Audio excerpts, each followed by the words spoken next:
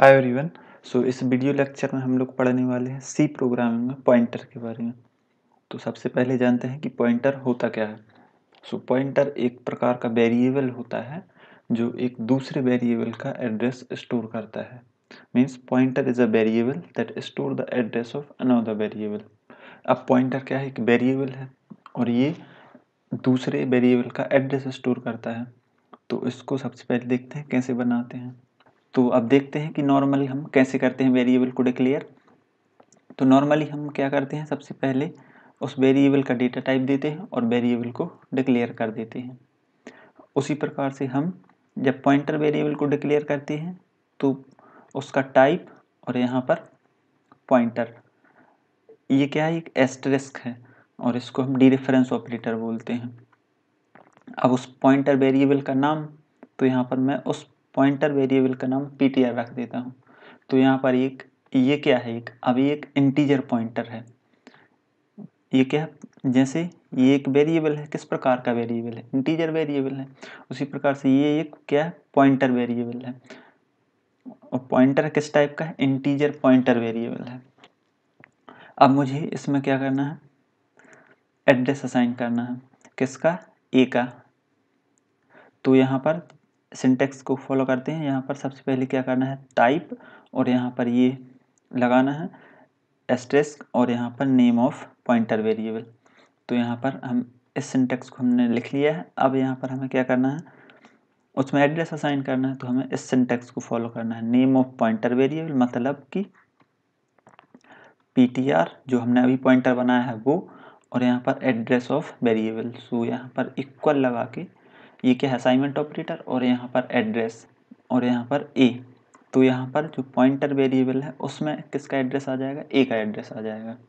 इसको थोड़ा ध्यान देने की ज़रूरत है। जब भी हम इस ए को स्कैनएफ करते थे इनपुट लेने के लिए, ए में वैल्यू असाइन करने के लिए, तो हम क्या करते थे, यहाँ पर %d और यहाँ पर एड्रेस किसका देते थे, ए का।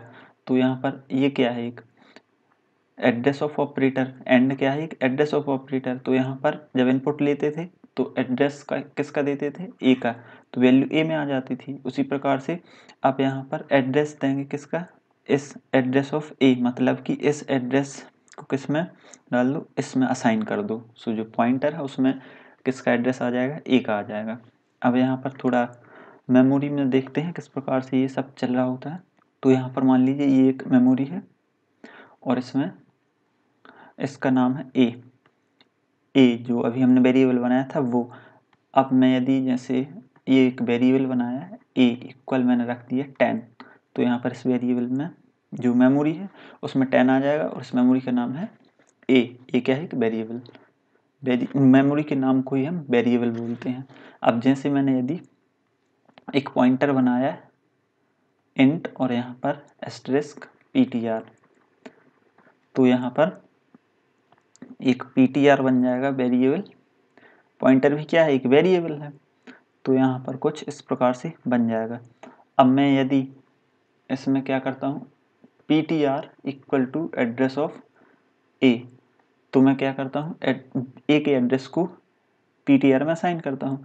तो ए का एड्रेस हम कुछ मान लेते हैं, मान लीजिए 100। एक्चुअली ये हेक्साडेसिमल में होता है, तो अभी उसको ध्यान में रखते हुए हम सिर्फ मान लेते हैं कि ए का एड्रेस क्या है, 100 है। तो जो पॉइंटर है ptr है उसमें क्या आ जाएगा, 100 आ जाएगा। तो इस प्रकार से ये हो जाएगा। अब जो ये क्या है, अब ये इसकी तरफ पॉइंट करेगा। तो इस तरह से ये हम विजुअलाइज कर सकते हैं। अब मुझे इसको वैल्यूज़ को एक्सेस करना है। ये तो थी एड्रेस डालने की बात। अब मुझे वैल्यूज़ को एक्सेस करना है, तो वो मैं कैसे करूँगा, डी रेफरेंस ऑपरेटर का यूज़ करके, मीन्स एस्टेरिस्क का। एस्टेरिस्क लगाया और यहाँ पर लिखा ptr। तो यहाँ पर ptr में जो भी एड्रेस होगा उस एड्रेस पर जो भी वैल्यू होगी वो मेरे पास आ जाएगी। इस एड्रेस पर ptr में 100 एड्रेस है, इस एड्रेस पर क्या हुआ, जो भी वैल्यू, यहाँ पर वैल्यू क्या है, 10 है, तो मेरे पास यहाँ पर 10 आ जाएगा। सो हम इस तरह से वैल्यूज़ को एक्सेस कर सकते हैं।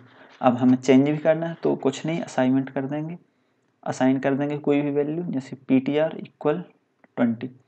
अब मैं यदि ptr को प्रिंट करूँगा, तो पॉइंटर ptr मुझे क्या देगा, 20 देगा। तो इस प्रकार से ये पॉइंटर वर्क करता है।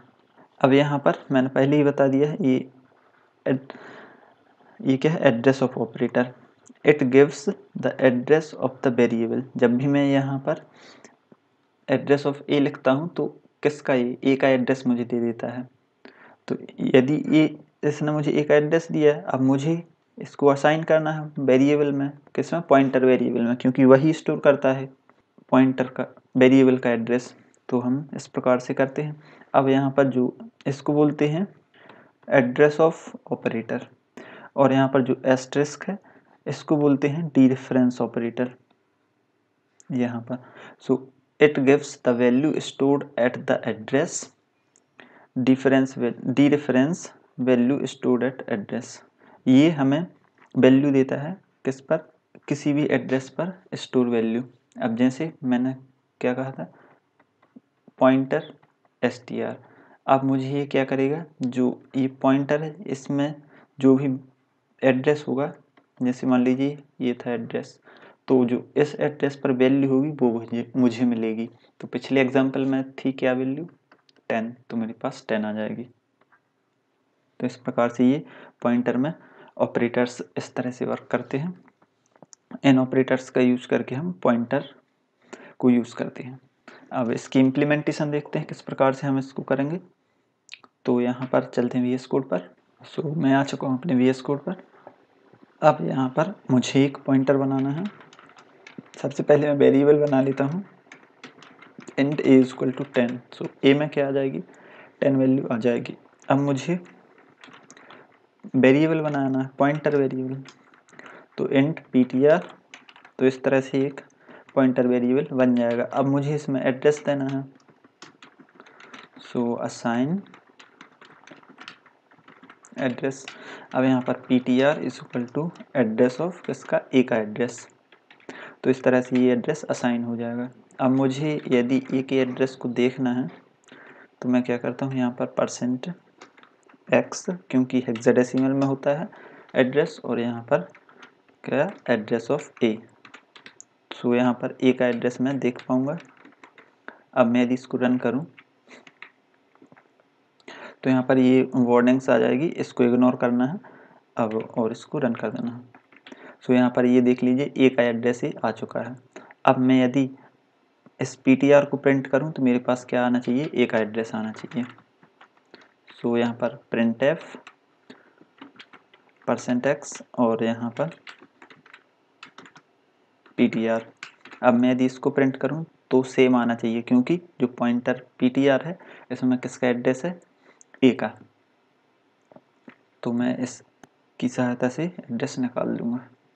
फिर से वार्निंग आएगी, इसको इग्नोर करना है और रन कर देना है। सो यहाँ पर देख लीजिए दोनों में एड्रेस सेम आ रहा है। तो हम इससे क्या करते हैं, एड्रेस को एक्सेस करते हैं। अब जब भी हम वेरिएबल की वैल्यू प्रिंट करते हैं तो हम ऐसे ही यूज करते हैं। तो इस वेरिएबल में किसका एड्रेस है, ए का, तो मुझे ये एड्रेस आ रहा है। अब इस पॉइंटर में, इस पॉइंटर वेरिएबल में जो वैल्यू है उसको एक्सेस करना है, तो मैं डीरेफरेंस ऑपरेटर का यूज करूँगा, मतलब एस्टेरिस्क का। सो यहाँ पर मैं इसको डुप्लीकेट कर देता हूँ लाइन को, %d, और यहाँ पर इसकी वैल्यू, तो इस एड्रेस पर जो भी वैल्यू होगी वो आ जाएगी। सो ये क्या है, pointer ptr is equal to ये, और यहाँ पर ptr इज इक्वल टू ये, ताकि हमें समझ में आ जाए किसकी वैल्यू क्या है। अब मैं यदि इसको रन करूँ तो मेरे पास ये देख लीजिए ये दोनों एड्रेस आ रहे हैं, और यहाँ पर ये पॉइंटर में जो वैल्यू है वो आ रही है जहाँ पर पॉइंटर पॉइंट कर रहा है। अब मैं यदि इस वैल्यू को चेंज करना चाहूँ तो मैं वो भी कर सकता हूँ। मैं इसको सबसे पहले कमेंट कर देता हूँ। तो यहाँ पर मैं अभी क्या थी वैल्यू, 10 थी, अब मैं 20 कर देता हूँ। तो यहाँ पर ये वैल्यू अभी देख लीजिए ये 10 आ रही है, क्योंकि मैंने ये प्रिंट किया है। इसके नीचे मैं प्रिंट कर दूंगा।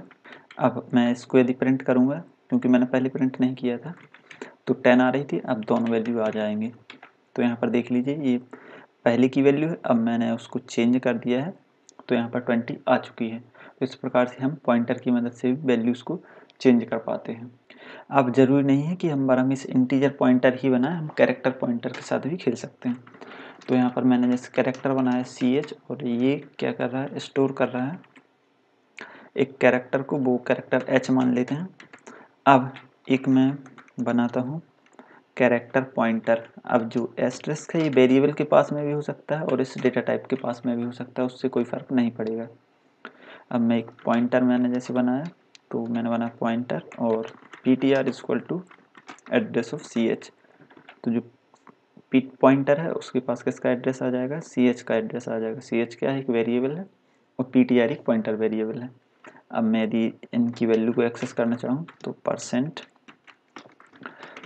और यहाँ पर एक न्यू लाइन के साथ $ptr। तो यहाँ पर जो भी पॉइंटर जहाँ पॉइंट करेगा उस एड्रेस पर जो भी वैल्यू स्टोर होगी वो मेरे पास आ जाएगी। इसको मैं रन करता हूँ तो ये यहाँ पर देख लीजिए h स्टोर था तो h आ जाएगा मेरे पास। तो इस तरह से हम कैरेक्टर पॉइंटर के साथ ही यूज करते हैं पॉइंटर को। इसी हर प्रकार के हम पॉइंटर बना सकते हैं, जितने डेटा टाइप होते हैं उतने प्रकार के हम पॉइंटर भी बना सकते हैं। कुछ इस तरह से हम पॉइंटर पर वर्क करते हैं। अब यहाँ पर हम देखते हैं एरे पॉइंटर। तो यहाँ पर जो कोई भी हम एरे डिक्लेयर करते हैं तो वो एक इंटरनल पॉइंटर ही होता है, मतलब कि जो एरे है वो एक पॉइंटर ही है जो कि फर्स्ट एलिमेंट्स को पॉइंट करता है। जैसे यहाँ पर मेरे पास क्या है वैल्यूज़ 10, 20, 30। तो जब भी मैं एक एरे डिक्लेयर करता हूँ तो ए इक्वल टू ये कुछ इस तरह से सिंटैक्स लिखता हूँ। तो इंटरनली होता क्या है, जो एरे है वो एक क्या है, पॉइंटर है। इसके पास जो मेमोरी ब्लॉक है जैसे ये, तो इसमें क्या स्टोर है, 10 है, 20 एंड 30। तो यहाँ पर जो पॉइंटर वेरिएबल है ये जो 10 है इसके मेमोरी ब्लॉक को पॉइंट करता है, इसके एड्रेस को पॉइंट करता है। यदि मैं इसका एड्रेस 100 मानूँ, इसका 102 मानूँ, यदि मेरा पॉइंट वो इंटीजर यदि 2 बाइट का है, तो यदि 4 बाइट का है तो फिर ये वाला एड्रेस मेरे पास 104 होगा। अब यहाँ पर नेक्स्ट ये क्या है, अभी मैं 2 मान लेता हूँ कि मेरा इंटीजर 2 बाइट का है, तो इसका एड्रेस 100 होगा और इसका एड्रेस 102 होगा और इसका एड्रेस 104 होगा। अब जो मैंने यहाँ पर एक एरे डिक्लेयर किया है तो इसमें ये क्या है, एक एरे क्या है, एक ये इंटरनल वेरिएबल ही है, पॉइंटर वेरिएबल है जो फर्स्ट वैल्यू को पॉइंट करता है। यदि मैं ARR ऑफ 0 प्रिंट करूं तो मेरे पास 10 आएगा। यदि मैं पॉइंटर एस्टेरिस्क ARR इस पॉइंटर नोटेशन का यूज करूं तो भी मेरे पास 10 ही आएगा, क्योंकि ये इंटरनली एक पॉइंटर ही है वेरिएबल। तो इस तरह से कुछ ये वर्क करता है। इसको एग्जाम्पल के साथ देखते हैं। तो यहाँ पर मैं एक एरे वेरिएबल डिक्लेयर कर लेता हूँ। एरे मैंने बनाया और इसमें मैंने वैल्यू असाइन कर दी। तो इस तरह से ये वैल्यूज असाइन हो जाएंगी। अब मुझे इसको प्रिंट करना है तो मैं %d printf %d और यहाँ पर न्यू लाइन, अब साथ में मैं पॉइंटर ARR। अब मैं यदि इसको प्रिंट करूँ तो मेरे पास क्या आना चाहिए, वैल्यू 10 आनी चाहिए। और इसकी मैं दूसरी नोटेशन को यूज करूँ एरे वाली, तो यहाँ पर इसी को मैं कर लेता हूँ %d और यहाँ पर ARR ऑफ 0। तो मैं इसको रन करूँ तो मेरे पास आंसर आना चाहिए दोनों केसेस में 10, क्योंकि जो फर्स्ट वैल्यू है वो 10 ही है। तो मैं इसको रन करता हूँ तो यहाँ पर देख लीजिए ये दोनों वैल्यूज 10 ही आ रही हैं। तो इस प्रकार से आप देख सकते हैं कि किस प्रकार से ये जो एरे है वो एक इंटरनली पॉइंटर वेरिएबल ही है। जो एरे है वो क्या है, एक पॉइंटर वेरिएबल है। तो कुछ इस तरह से हम लोग इसको एरे को समझ सकते हैं। अब यदि इसकी सारी वैल्यूज़ को मुझे एक्सेस करना है तो कुछ नहीं, जो यहाँ पर ARR ऑफ 0 लिखा है, अब मैं यहाँ 1 कर देता हूँ और यहाँ पर 2 कर देता हूँ, तो ये अगली वैल्यूज़ को भी एक्सेस कर लेगा। यहाँ पर ये उसकी अगली वैल्यूज़ आ जाएंगी। ये देख लीजिए सारी वैल्यूज़ आ रही हैं। अब मैं यदि इस नोटेशन का यूज करना चाहता हूँ तो मुझे क्या करना होगा, पॉइंटर अरिथमेटिक को समझना होगा। तो सबसे पहले इस पॉइंटर अरिथमेटिक को समझते हैं। तो पॉइंटर अरिथमेटिक को समझने के लिए हम वही एग्जाम्पल लेते हैं जो मैंने पहले लिया था। तो मैं क्या करता हूँ, ये यहाँ पर एक एरे डिक्लेयर किया और यहाँ पर 10, 20 एंड 30 वैल्यूज़ असाइन कर दी। तो मेमोरी में क्या हो रहा होगा, यहाँ पर 10 आ जाएगा, 20 आ जाएगा और यहाँ पर 30 आ जाएगा, कुछ इस प्रकार से आ जाएगा। अब हम इसको एड्रेस असाइन कर देते हैं तो यहाँ पर 100 मैं यहाँ पर 2 बाइट का इंटीजर ले रहा हूँ, तो अगला ब्लॉक होगा क्या 102 और यहाँ पर ये हो जाएगा 104, क्योंकि जो एरे वैल्यूज़ होती हैं, एरे की वैल्यूज़ होती हैं, वो एक कंटिन्यूअस मेमोरी लोकेशन में स्टोर होती हैं। तो इस तरह से ये रहती हैं। अब यहाँ पर मेरा एरे क्या है, एक पॉइंटर वेरिएबल है।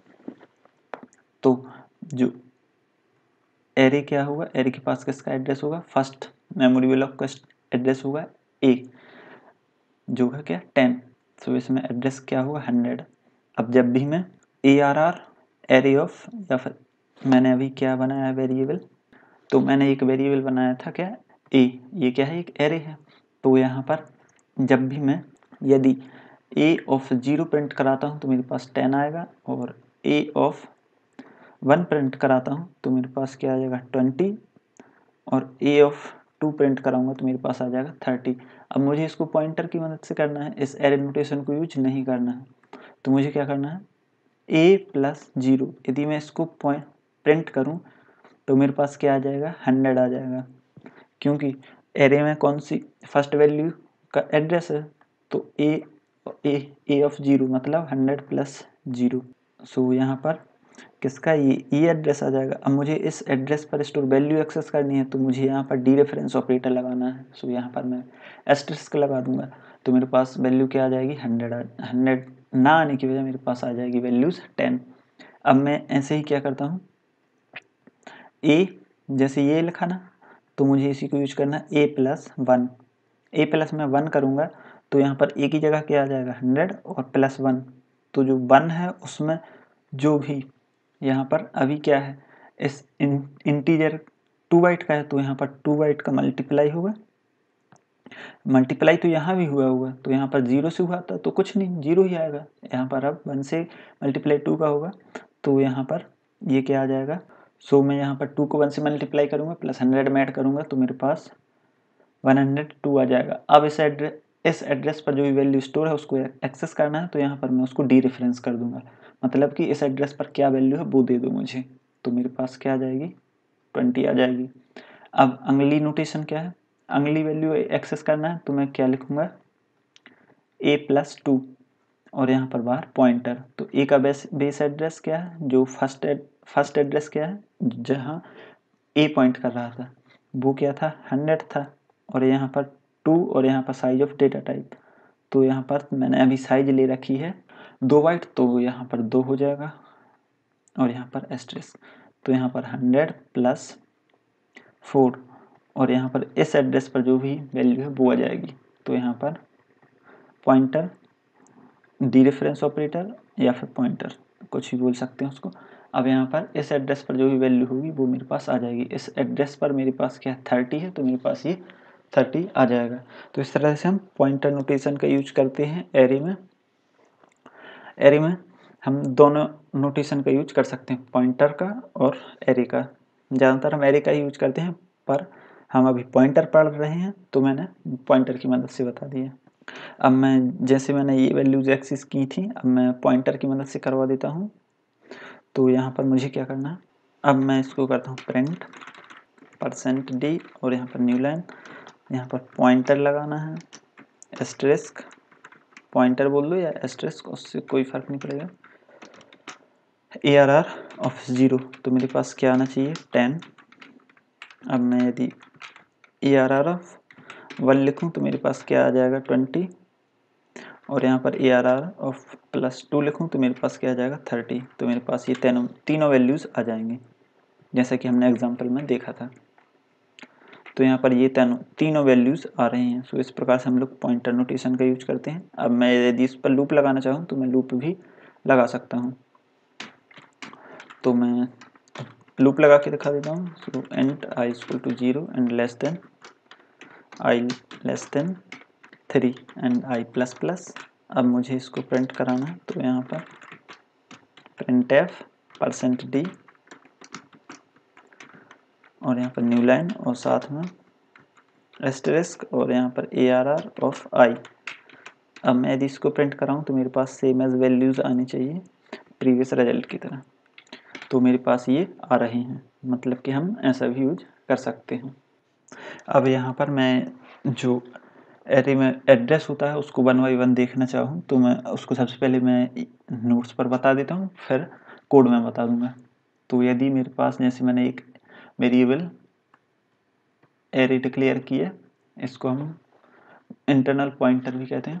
तो यहाँ पर जैसे मैंने यहाँ पर 10 लिखा, 20 एंड 30। यदि इंटीजर 2 बाइट का है तो यहाँ पर मैं मान लेता हूँ यहाँ पर 100 और अगला ब्लॉक होगा 102 एंड 104। अब यहाँ पर इसमें क्या होगा 20 और यहाँ पर होगा 30। सो इस प्रकार से ये हम मान सकते हैं।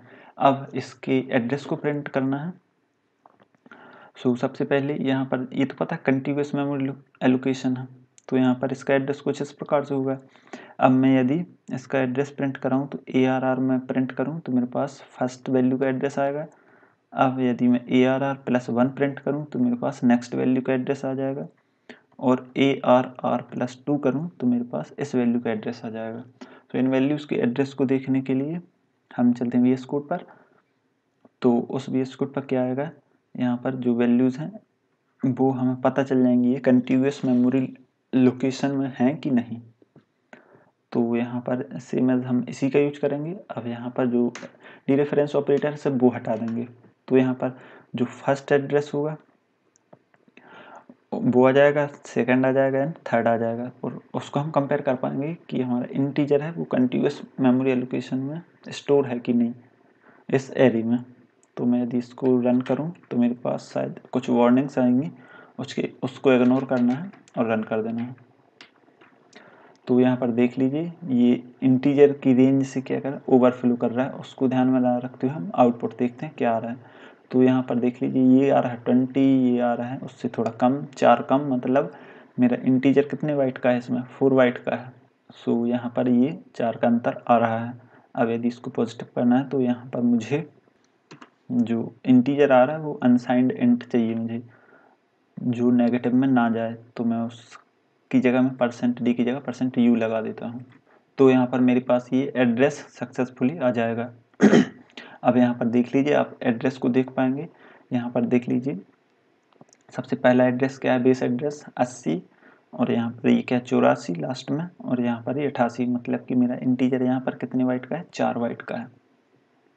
अब मैं यदि इसको कैरेक्टर में दिखाना चाहूँ तो यहाँ पर कैर, और यहाँ पर मैं कैरेक्टर असाइन कर देता हूँ।